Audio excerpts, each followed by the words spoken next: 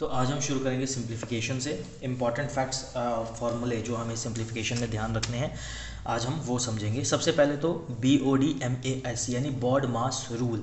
क्या होता है बॉड मास रूल, हमेशा ध्यान रखना है हमें। तो B for bracket, O for of, D for divide, M for multiply, A for addition और S फॉर सब्सट्रैक्शन। ये बॉड मास रूल कहता है। यानी कोई भी अगर आपका क्वेश्चन आता है उसको सिंप्लीफाई करना होगा तो सबसे पहले आप ब्रैकेट हटाएंगे, फिर ऑफ का कोई सेक्टर होगा फॉर या ऑफ में तो वो हटाएंगे, फिर डिवाइड करेंगे, मल्टीप्लाई करेंगे, ऐड करेंगे और फिर सब्सट्रैक्ट करेंगे। ये आपका फॉर्मूला है बॉड मास जिसको हम बोलते हैं BODMAS, bracket of, divide, multiply, addition and subtraction. इसमें और एक चीज़ ध्यान रखने होता है, जो आपका मॉड्यूल है रियल नंबर का, जैसे A और नॉट में दिया हुआ है, तो यहाँ पे क्या ध्यान रखना है कि A की वैल्यू हमेशा बड़ी होगी, अगर बड़ी होगी 0 से, और -A की वैल्यू छोटी होगी 0 से। तो यानी ये जो 5 है = 5 होगा और -5 भी = 5 ही रहेगा, यानी माइनस माइनस आपका प्लस में हो जाएगा। अब बॉड मास रूल को हमने जब अप्लाई किया कुछ फार्मूलेस पे, तो इम्पॉर्टेंट फार्मूले हमारे कुछ निकल के आए हैं, जो कि है आपका सबसे पहला है A + B का होल स्क्वायर। तो इसका जो सिंप्लीफाई बिल्कुल लास्ट रिजल्ट आता है वो आता है A² + B² + 2AB। फिर आता है हमारा A - B का होल स्क्वायर, जिसमें A² + B² - 2AB। फिर आता है A + B का whole square plus A - B का whole square, that means 2 time A² + B² in bracket. फिर आता है A + B का whole square minus A - B का whole square, that means 4 time A into में B। फिर आता है आपका A² - B² = A + B in bracket A - B in bracket.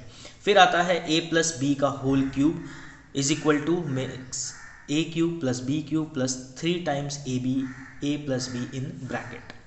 फिर आएगा आपका A - B का whole cube A³ - B³ - 3AB in bracket A - B।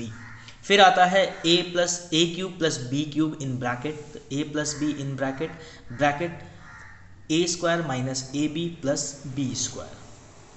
फिर आता है in bracket A³ - B³ in bracket A - B in bracket A² + AB + B²।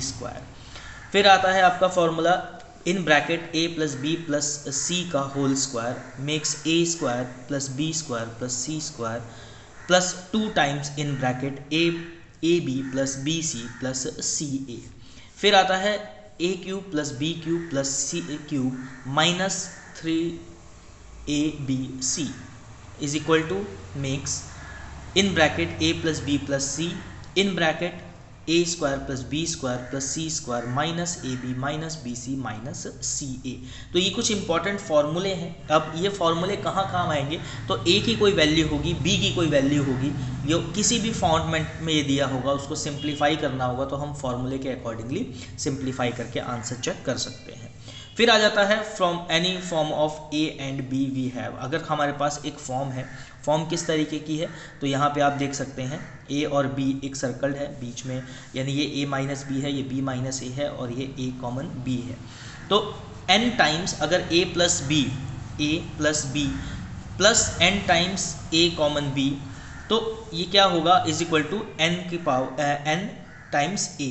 तो अब कहा क्या गया है कि भाई A क्या है, तो A - B है, n टाइम्स अगर कोई A है तो n - B हो गया और n times A common B वाला पार्ट हो गया, ये आपका कॉमन में आएगा। उसके बाद है n times B - A plus n times AB mix NB, यानी NB इस पूरे सर्कल की बात की जा रही है यहाँ पे।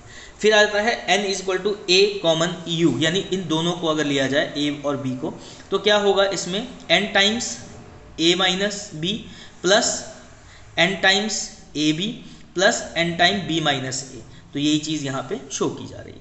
फिर है यहाँ पे A common B = n times A, ये पूरा A आ गया, n टाइम्स B ये पूरा आ गया, minus n times A common B area. तो ये पूरे कंप्लीट का आपका वैल्यू आ जाएगा।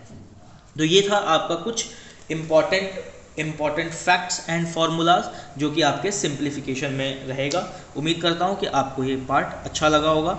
इसी के अकॉर्डिंगली हम आगे क्वेश्चन सॉल्व करेंगे। आप चाहें तो आप सेल्फ प्रैक्टिस कर सकते हैं। Thank you and keep learning.